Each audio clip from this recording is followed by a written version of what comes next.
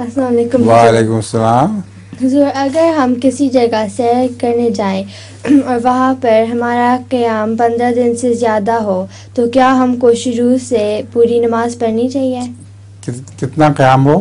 15 دن سے زیادہ. 15 دن سے زیادہ ہو, نیت یہ ہو 15 دن سے زیادہ کی, تو شروع سے ہی پوری نماز پڑھنی چاہیے. اگر نیت ہو 14 دن تک ٹھہرنے کی تو نماز قصر کرنی چاہیے. لیکن اگر 14 دن ٹھہرنے کی بجائے کوئی ایسی ضرورت پیش آ جائے کہ زیادہ ٹھہرنا پڑے, پھر بھی نماز قصر کرنی پڑے گی.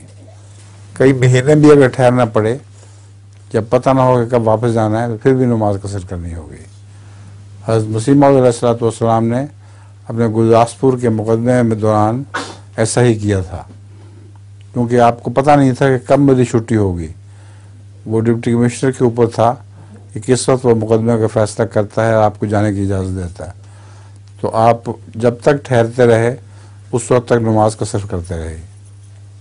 لطیفہ بھی ہے. ہاں. استاد بچوں کو جانوروں کے بارے میں سبق پڑھا رہا تھا.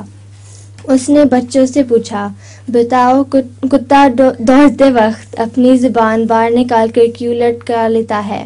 کتا. ہاں. ایک بچے نے جواب دیا, اپنے دم کا توازن برقرار رکھنے کے لیے. اپنی دم کا توازن.